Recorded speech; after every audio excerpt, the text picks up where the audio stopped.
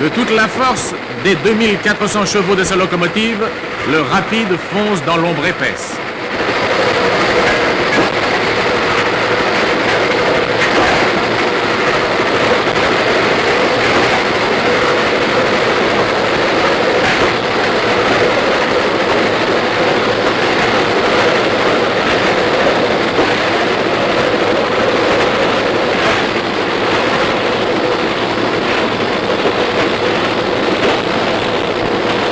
Que la nuit soit sereine ou désolée d'un vent de neige, qu'elle offre une visibilité parfaite ou qu'il faille difficilement repérer le signal au bout de la voie, mécaniciens et chauffeurs sont à leur poste.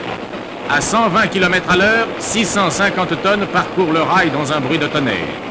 2 hommes, une équipe, le mécanicien et le chauffeur de route, calmes, sûrs d'eux-mêmes comme de la puissance du monstre qui les emporte, conscients aussi de leur lourde responsabilité. Maître de la force brutale qu'il tient en son pouvoir, le mécanicien veille, tandis que son compagnon entretient inlassablement la vie ardente de son insatiable machine. La qualité première du mécanicien, c'est la vigilance, une vigilance constante. La nuit, il doit forcer et doubler son attention, malgré une connaissance de son parcours telle qu'il semble y voir comme en plein jour.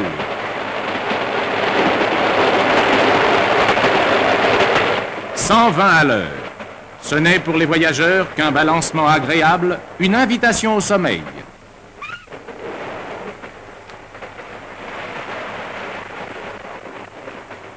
Ils peuvent dormir tranquilles. On veille sur leur sécurité.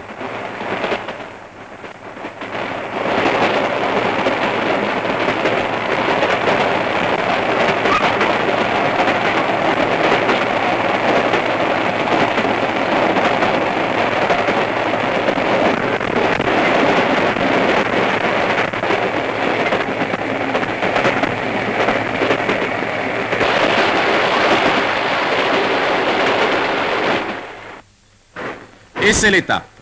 La locomotive, qui vient de parcourir 150 km, regagne un dépôt où elle va demeurer pendant la coupure de nuit, tandis que le train, remorqué par une autre machine, poursuit sa route. L'équipe va pouvoir se reposer quelques heures dans les locaux d'étape. Tels de bons cavaliers, les 2 hommes prennent soin de leur monture avant de songer à eux. Il faut apaiser le foyer. L'embiellage et les roues sont minutieusement vérifiés.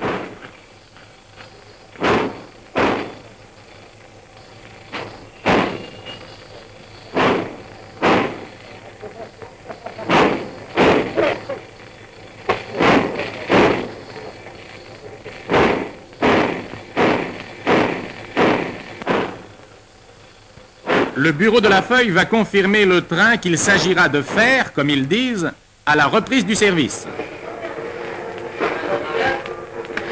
Qu'est-ce que je fais? 1023. Entendu.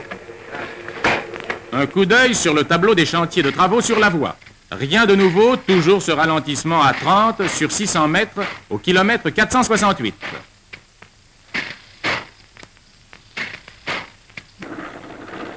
Enfin libre.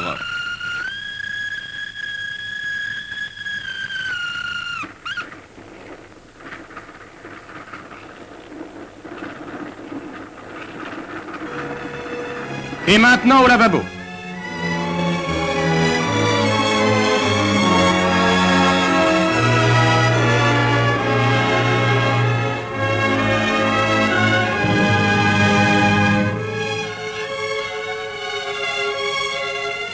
L'équipe a bien mérité d'aller se réconforter au réfectoire. Tandis que le mécanicien met à jour ses écritures administratives, le chauffeur prépare un bref repas de nuit.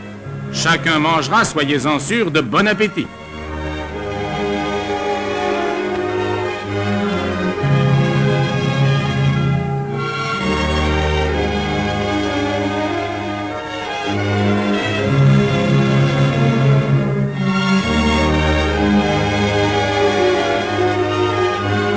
Et c'est l'heure du sommeil.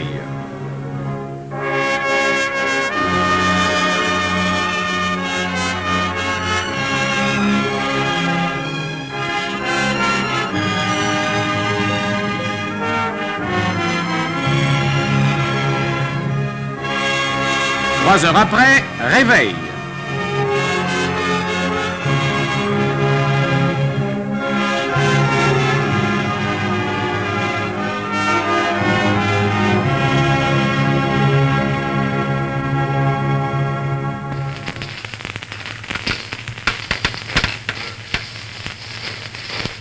pour se remettre en train le remplissage des graisseurs.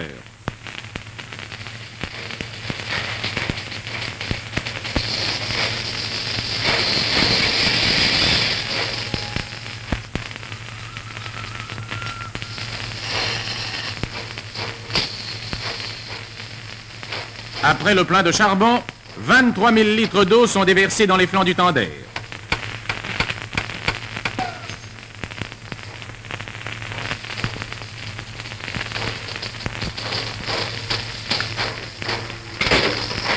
Profitons de la plaque tournante pour considérer notre locomotive.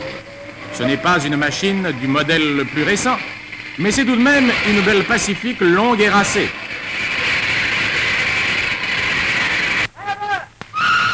Et maintenant, allons en tête du rapide à remorquer.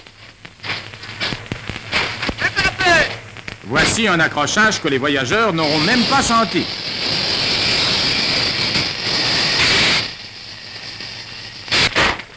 Tout est paré pour le départ. La chaudière est au timbre, c'est-à-dire qu'elle a atteint le maximum de pression autorisée et les freins ont été essayés.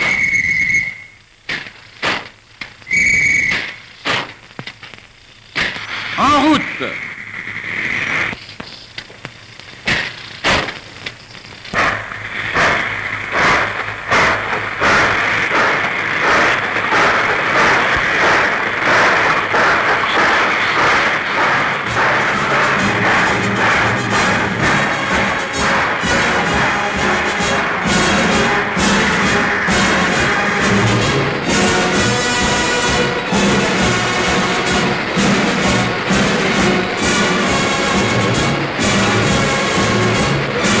Retrouvons de jour cette fois la vigilance de l'équipe. La main du chauffeur,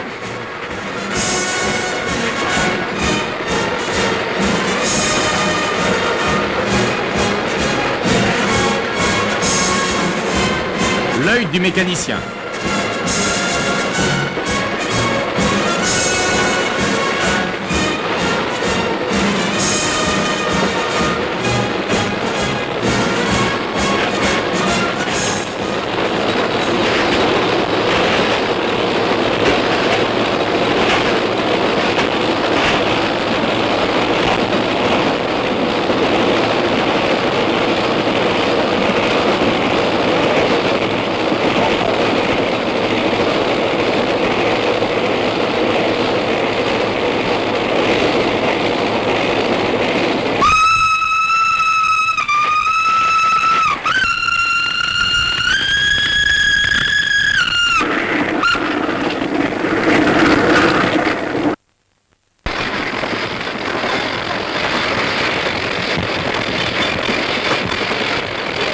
Rapide a pris sa vitesse. À coup de bielle, la course à l'horaire recommence. Il faut, pour reprendre un terme du métier, faire l'heure. Faire l'heure malgré ce chantier de voie qu'on doit franchir à 30 pendant 600 mètres.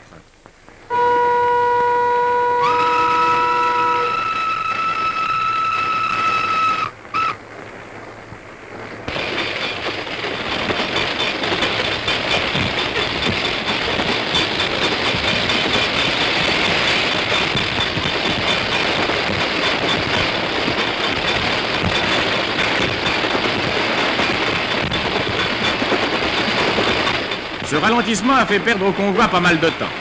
Le mécanicien consulte son tableau de marche et sa montre. Il n'y a pas une minute à perdre, ou c'est le retard, tant redouté, d'autant plus qu'il y a une forte rampe à gravir.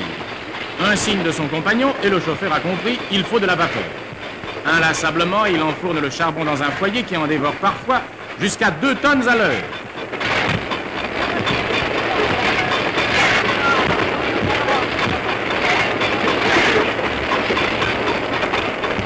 Enfin, voilà le 100 à l'heure.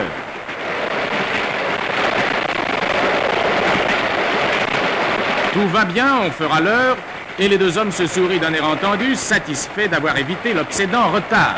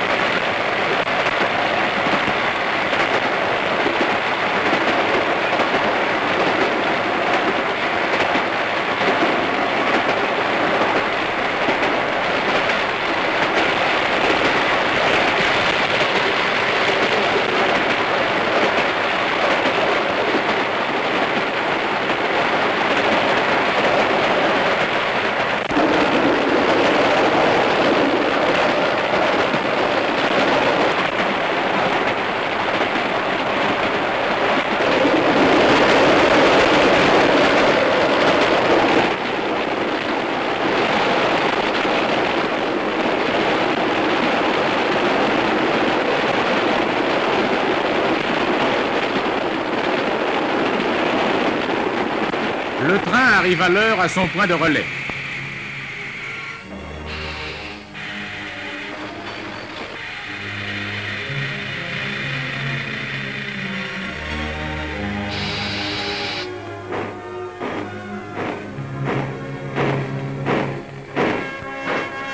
La locomotive va rejoindre cette fois son dépôt d'attache. Il est midi. Après 13 heures d'absence, dont 8h30 de travail, la journée de l'équipe est terminée. Chacun va pouvoir rentrer chez soi. L'aspect rude du métier va faire place à la simplicité de la vie familiale. Ô ironie, notre mécanicien arrive chez lui aujourd'hui pour jouer au chemin de fer avec ses enfants. Tandis que le chauffeur, de son côté, charge sa cuisinière avec une parcimonie mélancolique.